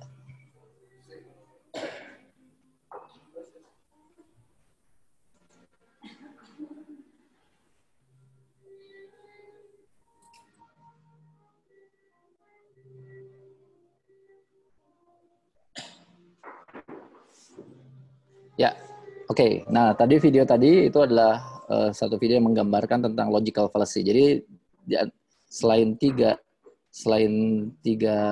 tips meningkatkan empathy dan critical thinking, kita juga harus hati-hati dengan satu hal, yaitu logical fallacy. Nah,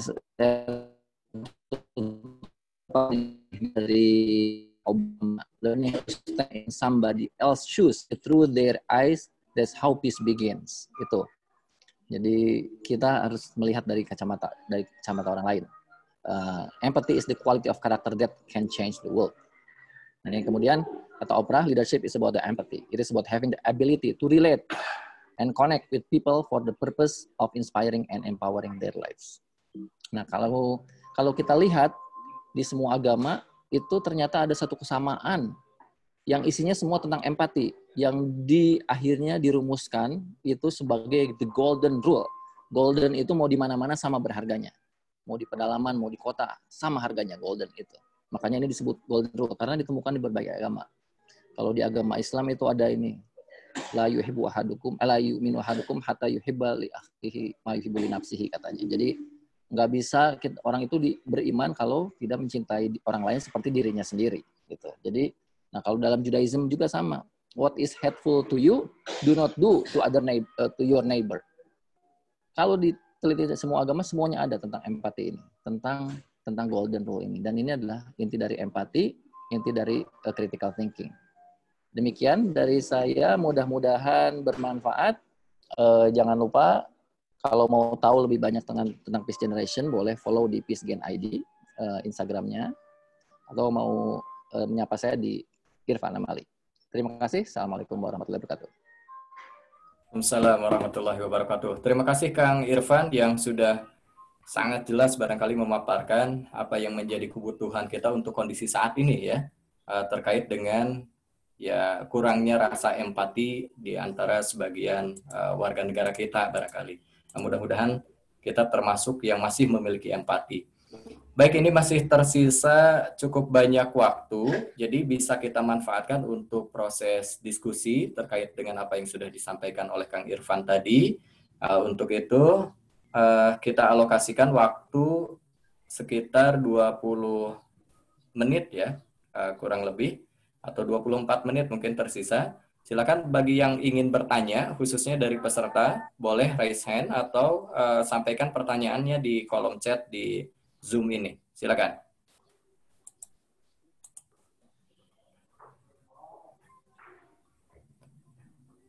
Oke, ada yang sudah di chat ini, Kang? Ya, ada 3 yang raise hand juga, ada yang chat juga, ya. Oke. Boleh yang raise hand dulu. Yang raise hand dulu. Sorry, siapa yang pertama ini? Oh ya. Oh iya, Putri Mariam Anissa ya. Ya, Pak. Silakan. Ya, Assalamualaikum warahmatullahi Langsung ke pertanyaannya Putri ya. wabarakatuh, Pak. Oke. Terima kasih atas kesempatannya, Bapak. Dan juga materi yang sangat luar biasa yang sudah disampaikan oleh Kang Irfan ya. Ada satu hal yang agak menjadi beban pikiran saya akhir-akhir ini itu adalah mungkin karena pada dasarnya saya itu orangnya tuh orang yang suka berbicara gitu ya Pak. Jadinya tuh kadang tuh susah untuk jadi good listener tuh susah gitu. Berempati sama orang lain tuh kadang kayak pengennya tuh nimpalin lagi gitu. Gimana sih biar kita tuh bisa diem, sabar, tenang dulu dengerin orang lain ngomong. Dan kita tuh nggak kepancing sama emosi kita tuh buat ngebales dalam satu perbincangan atau menghadapi orang lain gitu. Kang, mungkin terima kasih. Tips untuk menjadi seorang pendengar yang baik ya Putri. Iya, Kang. Oke. Silakan Kang Irfan, barangkali mau dijawab langsung. Ya, jawab langsung, takut lupa nanti. Ya, namanya siapa tadi? Namanya Putri Mariam Anissa. Ya, Putri Mariam Anissa. Ya, Putri. Ya, oke. Makasih Putri. Ini bukan masalah Putri saja, ini masalah banyak orang dan masalah dunia. Dunia ini terlalu banyak ngomong. Ya, terlalu memproduksi, terlalu banyak, apalagi ada Twitter, ngomongnya nggak di mulut tapi di tangan gitu ya. Jadi ini kita itu terlalu talkative, terlalu banyak ngomong. Nah, sementara keterampilan abad 21 dan pemimpin-pemimpin masa depan itu adalah orang-orang yang lebih banyak mendengar. Seorang product designer itu adalah orang yang banyak mendengar dan banyak bekerja. Seorang CEO adalah orang yang banyak mendengar bawahannya, timnya, kemudian konsumennya gitu. Nah, sebetulnya kalau pertanyaan tadi gimana biar nggak banyak ngomong dan lebih banyak mendengar? Pertanyaannya seperti orang yang malas lari, gimana saya biar mau olahraga, biar lari gitu ya. Jawabannya, ya mulai olahraga, gitu. Jadi mulai gitu. Nah setelah berolahraga, dia akan mendapatkan dopamin, mendapatkan rasanya, yang itu tidak dia rasakan ketika dia cuma diam aja, atau cuma berangan-angan untuk olahraga. Ya, jadi harus menemukan dulu, tidak ada yang bisa mendorong kita untuk melakukan sesuatu sekuat dopamin. Dopamin itu rasa senang, happy yang kita dapatkan setelah melakukan sesuatu dan merasakan manfaatnya. Gitu. Nah, jadi saya juga paling malas olahraga, tetapi ketika saya mulai naik sepeda dan merasakan manfaat naik sepeda gitu ya, ketagihan karena saya sudah dapat dopamin. Nah, caranya memulainya gimana gitu? Memulainya gimana? Kalau saya sih selalu kita itu mau melakukan sesuatu hal kalau kita tahu dua hal. Pertama, tahu manfaat apa yang akan kita lakukan. Manfaat apa yang kalau kita melakukan itu. Kedua adalah bahaya apa yang kalau kita tidak melakukannya gitu. Atau efek samping apa kalau kita tidak melakukannya gitu. Jadi kalau enggak sesuatu yang membuat kita takut, sesuatu yang membuat kita ingin, itu aja. Nah, sekarang coba rumuskan apa yang manfaat di list manfaatnya apa aja yang akan didapatkan kalau Putri ini menjadi pendengar yang baik. List semua. Kemudian internalisasi ke otak, bilangin ke otak, nih, ini kalau saya nggak banyak ngomong, kalau saya jadi pendengar sejati itu, ini nih, teman akan jadi lebih senang, kemudian saya akan menjadi lebih reflektif, terus gitu. Kemudian tuh install ke dalam otak kita, itulah manfaatnya. Sehingga dalam diri kita itu udah paham. Dan udah ada dorongan internal bahwa kita akan melakukan itu, dan setelah melakukan kita benar-benar dapat dopaminnya, dapat manfaatnya. Iya ya. Setelah jadi banyak pendengar, teman-teman makin asik dengan saya gitu. Pasti akan ada perasaan perbedaannya. Orang-orang sekitar kita juga akan merasakan perbedaannya, dan ke kitanya juga akan beda. Kemudian bayangkan hal buruk apa kalau kita tidak menjadi pendengar itu. Please gitu. Kita nggak bisa jadi seorang pemimpin, kita nggak bisa jadi teman yang asik. Kalau nanti berkeluarga itu akan sulit. Please, semua pain yang akan kita dapatkan kalau kita nggak jadi pendengar. Karena tidak ada pilihan itu. Pilihan lagi gitu. Nah setelah itu mulai latihan. Pasti nggak bisa langsung berubah. Perubahannya pasti sedikit-sedikit. Perubahannya itu selalu 1% per hari. 1%. Nggak mungkin besok tiba-tiba jadi pendengar yang hebat gitu ya. Oh aneh ini kemarin ngomong terus kok jadi pendengar. Dikurangin. Ya, better 1% better. Jadi hanya 1%. Perubahannya kecil. Gitu. Itu sih kalau itu rumus perubahan yang umum ya. Rumus perubahan umum. Apa kita ngubah habit itu seperti apa? Harus tahu manfaatnya, harus tahu apa bahayanya kalau kita tidak melakukan, kemudian mulai hal yang kecil dengan 100%. Gunakan rumus tadi, dengar jang. Coba. Itu mungkin. Baik, terima kasih Kang Irfan. Jadi ada pemetaan dan evaluasi ya, Putri. Iya, Pak. Oh iya. Pak. Oke, terima kasih. Berikutnya, siapa lagi? Masih ada waktu kita? Tadi ada 3 orang yang resen kalau nggak salah. Sebentar.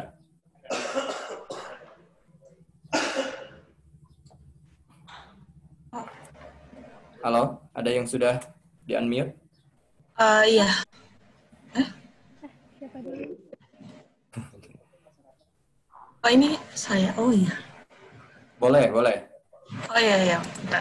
Perkenalkan dulu, Theodora ya? Iya. Perkenalkan nama saya Theodora, mahasiswa desain produk 2012. Untuk dari mahasiswa untuk FSAD sendiri kan sudah diajari dari dulu itu design thinking. Cuman untuk dunia kerja pemanfaatan design thinkingnya itu agak sedikit sulit dipahami karena apalagi di tengah pandemi ini untuk memahami klien yang maksudnya kan untuk dalam dunia bekerja kan harus bisa mengetahui apa keinginan klien. Cuman kalau misal kenal lo sama dulu sebentar, Yusril bisa di-mute dulu. Ya,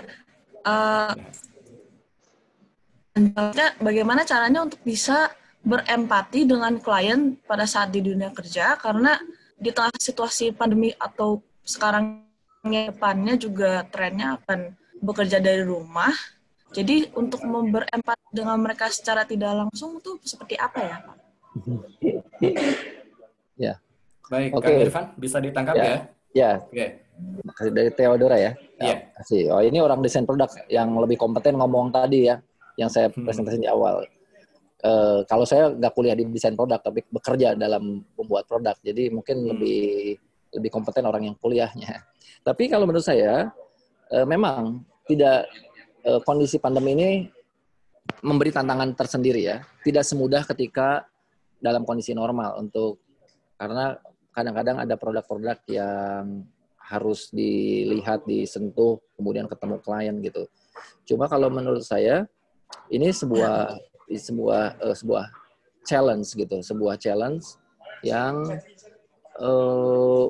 menurut saya selalu ada jalan keluarnya. Saya tidak tahu produk apa yang dibuat oleh Theodora apa produk apa yang dibuat, tapi kalau menurut saya selalu ada cara dengan work from home, dengan online ini selalu ada cara untuk menguji coba.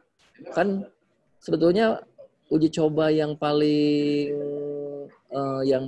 akurat itu adalah kan user sebetulnya, ya. Nah, kalau benda itu memang harus digunakan oleh user ya kita bisa minta mereka untuk menguji coba gitu, walaupun kita tidak bisa langsung melihatnya. Saya sendiri saya juga lagi training di Madura. Mereka keterbatasan dari secara online gitu ya. Nah, banyak hal-hal yang diuji cobakan secara offline. Tetapi ada beberapa tempat juga yang itu tidak bisa offline. Itu harus online. Itu kita menggunakan berbagai alat ukur. Kita membuat sejumlah alat ukur online yang itu bisa kita track. Misalnya kita punya waktu dengan ITB ini kita punya board game, alat board game. Board game itu kan langsung mainnya. Nah, tetapi kita tidak bisa selalu hadir pada permainan board game itu. Kemudian kita membuat sebuah alat ukur di mana ketika pemain main itu mereka menginput ke sebuah software. Sehingga kita tahu mereka sebetulnya ngegerakin apa, ngambil kartu apa gitu. Sehingga kita dari kejauhan kita bisa tahu pattern dari si pemain-pemain tersebut gitu. Tidak secara langsung melihat tetapi bisa melihat bagaimana patternnya dan bisa melihat apakah ini works atau enggak gitu. Jadi kalau menurut saya sih dengan kondisi seperti ini selalu ada jalan, walaupun saya bilang pasti nggak mudah gitu. Tapi saya yakin pasti itu ada jalannya. Selebihnya karena saya tidak kebayang sebetulnya apa yang lagi Theodore buat ke kliennya itu, selebihnya mungkin ya harus ditanya ke dosennya. Ya, gitu. Jadi karena nggak kebayang sebetulnya yang Theodore bikin itu apa sih. Kalau saya sih, produk-produk saya, buku misalnya, nggak dengan mudah kita uji coba dengan online juga, nggak ada masalah. Mungkin itu. Baik, Theodore. Terima kasih, Theodore. Ya. Berarti iterasi. Kenapa? Gimana? Oh, tidak. Kenapa? Oh, enggak. Berarti tadi saya cuma mau mengklarifikasi, berarti ada terjadinya pengulangan dari siklus design thinking-nya sendiri gitu ya. Jadi kan maksudnya dari prototype, dari testing, betul, lalu betul. lagi berarti ya.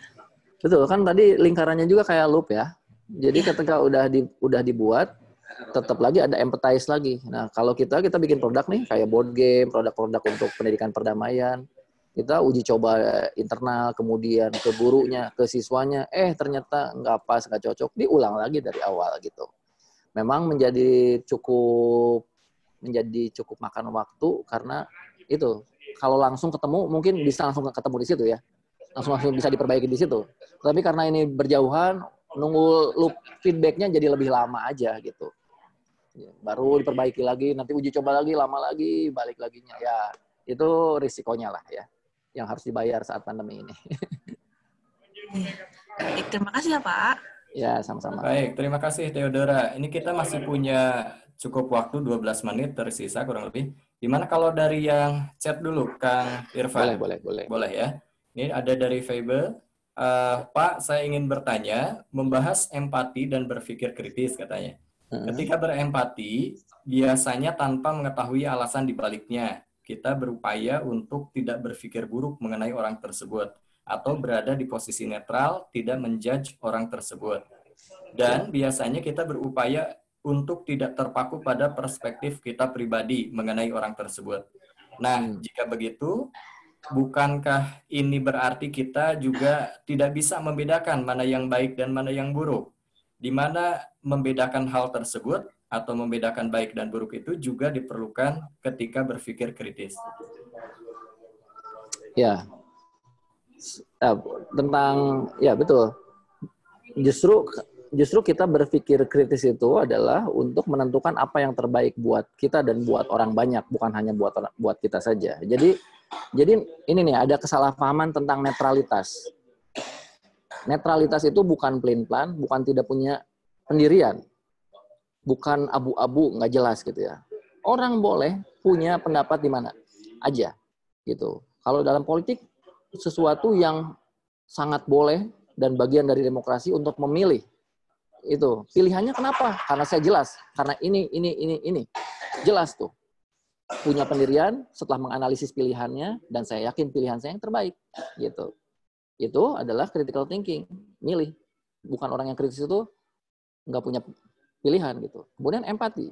Empati itu saya juga tahu bahwa orang punya pilihannya berbeda dan saya tahu juga kenapa dia pilihannya berbeda dan saya menghargai pilihan itu gitu. Jadi tadi netralitas itu kadang-kadang disalahpahami sebagai sesuatu yang tidak memilih ngambang di tengah pelin-pelan gitu. Orang yang kritis itu dia memahami dua sisi tetapi akhirnya harus memilih salah satu sisi gitu. Tetapi tanpa harus menyalahkan sisi yang lain. Ini juga kesalahpahaman tentang konsep moderat. Moderat mah di tengah-tengah aja, nggak punya pilihan, nggak ke sini, nggak ke sana, nggak jelas gitu. Orang moderat itu tetap punya pilihan gitu. Tetapi dia tidak menyalahkan pilihan orang lain.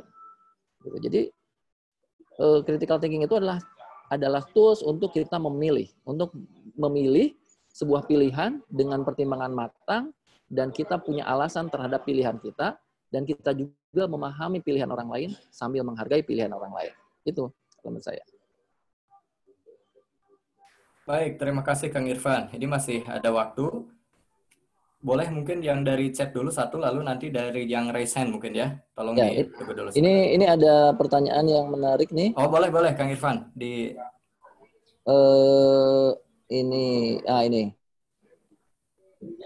Timothy ya.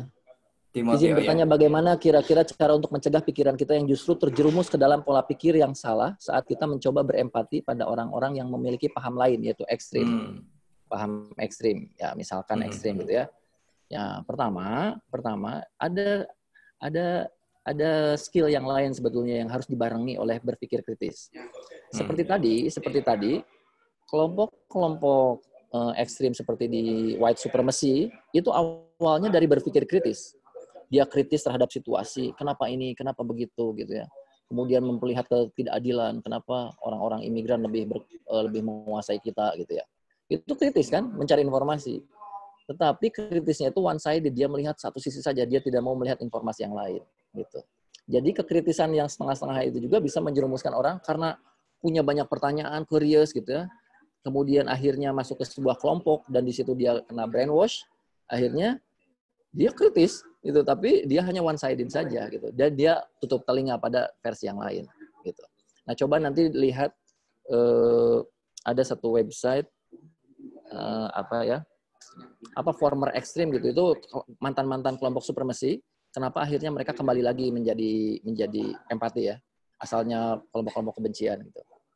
Nah, sama seperti pendukung Persib atau The Jack, sama aja gitu. Awalnya kritis, wah kenapa ini gini-gini, kritis ya. Tapi one sided gitu. Nah, dan apa yang harus skill yang tambahan yang dimiliki adalah resiliensi.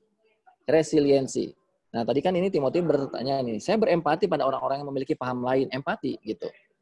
Tapi akhirnya dia malah terjerumus ke sana gitu.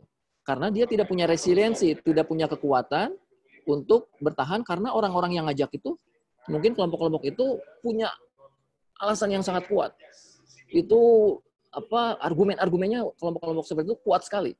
Itu bisa menghipnosis kita gitu. Nah, sementara kita tidak punya resiliensi gitu, dan tidak punya kekritisan juga terhadap cara berpikir dia gitu. Tadinya berempati, malah keajak. Itu banyak sekali yang kayak gitu. Nah, jadi kalau memang kita belum punya resiliensi dan belum punya kekritisan untuk mengimbangi cara berpikir dia, jangan coba-coba gitu. Jadi karena malah kita yang akan kalau ini malah ke bawah arus gitu, kayak gitu. Jadi makanya kita harus membangun dulu critical thinking kita, membangun resiliensi kita, memahami konteksnya seperti apa gitu. Karena dengan mudah kita itu diyakinkan oleh pikiran-pikiran yang meyakinkan gitu. Tanpa tahu bahwa sebetulnya argumen-argumennya itu sebetulnya tadi banyak logical fallacy-nya juga. Baik, itu yang dari Timothy ya, Kang Irfan? Ya, betul. Oke, selanjutnya boleh yang terakhir mungkin yang raise hand? Ya. Terakhir ini ya, karena waktunya hampir habis ini untuk sesi tanya jawabnya. Silakan. Ini yang sudah raise hand itu Aurelio ya? Ya, oke, Pak. Boleh, silakan Aurelio. Oke, selamat siang. Sebelumnya sebenarnya pertanyaan saya cukup nyambung sama mengenai resiliensi tadi. Terutama ketika resiliensi itu dipatahkan, udah di break buat akhirnya dia menganggap suatu yang pemikirannya sudah diempatikan orang lain itu benar, tapi dia pemikiran kita sama orang lain itu kayak berbeda gitu. Jadi kayak saya sering baca mengenai cognitive dissonance gitulah ya. Nah, jadi gimana caranya kayak dari cognitive dissonance itu jadi suatu pemikiran itu jadi disintesis gitu. Jadi akhirnya membuat satu pemikiran yang ibaratnya bisa jadi lebih baik gitu maksudnya. Atau mungkin pemikiran itu mah lebih dipilah-pilah lagi itu ada caranya gimana atau ya lebih ke tipsnya gitu sih. Makasih Kang. Oke, sip. Ini bacaannya udah jauh banget ya, sampai kognitif disonansi dan lain-lain itu. Nah, ada lagi sebetulnya ada satu konsep yang itu menggabungkan antara empati dan critical thinking. Saya lupa namanya. Tapi begini. Jadi kalau satu pemikiran kemudian kita empatii ya, kemudian merasa diafirmasi dan malah merasa bahwa dia yang benar gitu, merasa dia yang benar, sebetulnya ya nggak apa-apa dia merasa benar. Tetapi ketika kita berempati, kita juga harus menunjukkan standpoint kita. Jadi berempati itu bukan kayak memberikan permisi atau memberikan persetujuan misalnya gitu. Ya, kita tetap mengkritisi, kemudian tunjukkan standpoint kita di mana. Saya tidak tahu yang ditanyakan Aurel ini apakah sesuatu yang ideologis atau sesuatu yang kasual saja. Gitu. Sebenarnya lebih ke kasual sih, Kang. Oh, kasual. Oke. Ya, Oke. kasual aja. Oh ya, kalau kasual lebih ringan sebetulnya. Kalau ideologis kan sesuatu yang kadang-kadang sangat dilematis ya. Gitu. Kalau kasual aja sebetulnya kalau dalam design for change itu ada kata-kata jangan gunakan tapi gunakan dan saat kita mengelaborasi banyak ide. Jadi ide ini bagus tapi begini, bukan tapi ide ini bagus dan bagaimana kalau kita gabung sama ini gitu. Jadi ide kita itu harus diusahakan berdiri di atas ide orang lain sehingga ide orang lain itu tidak seolah-olah di kick out tapi menjadi landasan untuk ide-ide berikutnya. Walaupun akhirnya ide yang tadi itu akhirnya nggak kepake juga. Itulah sintesis gitu ya. Nah, jadi dalam elaborasi sebuah gagasan juga yang biasanya yang paling bagus itu adalah nanti yang di ujung ya. Jangan percaya pada ide pertama, biasanya kan percayalah pada ide ke-12 biasanya. Terus. Tapi ide ke-12 itu ada karena ide pertama juga. Sintesis kayak musik lah, adanya apa dulu gitu ya, ujungnya kemana gitu ya. Tapi yang ujung itu tetap aja punya utang pada yang generasi awal yang mungkin sekarang kita udah nggak anggap ada gitu ya. Nah, jadi nggak di dunia ini menurut saya akhirnya semuanya adalah sintesis gitu dari banyak hal digabung gitu. Gitu sih. Cuman itu ya tadi pada masalah kasual. Karena kalau pada masalah-masalah ideologi kayaknya beberapa susah gitu ya. Misalnya ada isu-isu sinkritisme misalnya, kemudian tapi pada banyak hal juga masih oke sih. Antara budaya dan ini gitu, nggak ada masalah. Oke, terima kasih Kang. Ya, sama-sama. Baik, terima kasih Aurelio ya. Wah, ini Kang Irfan sangat disayangkan ini waktu kita terbatas gitu ya. Padahal ini di kolom chat cukup banyak pertanyaan dari adik-adik kita gitu ya. Ini banyak sekali. Nah, ini mungkin bisa di-PR-kan. Ini tanda-tanda bahwa mahasiswa itu memang kritis. Betul. Jadi banyak nanyanya ini kalau saya jawab saya khawatir nggak bisa jawab semuanya karena susah-susah juga pertanyaannya. Ya, mudah-mudahan bisa diimbangi dengan empatinya juga mungkin ya. Ini. Baik. Ini sekali lagi sangat disayangkan Kang Irfan, waktu kita terbatas barangkali atau dibatasi oleh waktu. Ini sebetulnya kajian yang sangat menarik gitu ya. Ketika kita semua berharap bahwa di luar kekritisan yang kita miliki, ada sisi empati juga yang harus dikembangkan oleh kita tentunya, sehingga menjadi berimbang. Nah, harapan kita mudah-mudahan dari apa yang Kang Irfan sampaikan itu, dan pasti manfaat untuk kami dan khususnya untuk adik-adik mahasiswa mungkin ya, mudah-mudahan kita semua menjadi insan yang kritis sekaligus memiliki empati barangkali terhadap orang lain. Nah, itu saja Kang Irfan. Sekali lagi kami haturkan terima kasih. Ini sudah meluangkan waktunya luar biasa. Walaupun sedang ada tugas juga di Madura ada ya. Mudah-mudahan sehat selalu dan sukses selalu untuk Kang Irfan dan untuk kita semua. Sekali lagi terima kasih dan mohon maaf ini Kang Irfan kalau masih banyak kekurangan di dalam memandu diskusi kita. Ya, mudah-mudahan ke depannya kita bisa bersua kembali. Amin. Ya. Sekali lagi terima kasih. Mudah-mudahan jadi amal kebaikan untuk Kang Irfan dan kita semua. Amin. Ya. Terima kasih Kang Irfan. Terima kasih. Assalamualaikum. Pamit. Salam. Baik, Bapak dan Ibu sekalian, serta para peserta Stadium Generale untuk kesempatan pagi sampai menjelang siang hari ini. Tadi sudah disampaikan materi oleh pembicara kita, Pak Irfan Amali, dan juga sudah dilakukan sesi diskusi ya. Ini banyak sebetulnya pertanyaan yang disampaikan, tapi mohon maaf yang dibahas baru sebagian. Mudah-mudahan cukup memberikan rasa puas bagi para penanya, dan untuk yang belum terjawab, mudah-mudahan ada kesempatan untuk bisa direspon.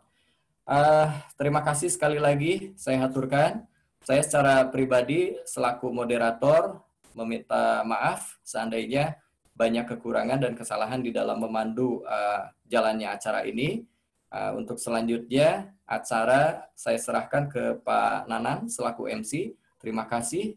Assalamualaikum warahmatullahi wabarakatuh. Selamat siang, salam sejahtera untuk semuanya. Waalaikumsalam. Jadi dengan demikian studium generale pada hari ini telah selesai. Terima kasih atas perhatian hadirin dalam mengikuti acara ini. Selamat siang. Assalamualaikum warahmatullahi wabarakatuh. Waalaikumsalam warahmatullahi wabarakatuh. Terima kasih Pak. Ya, terima kasih juga.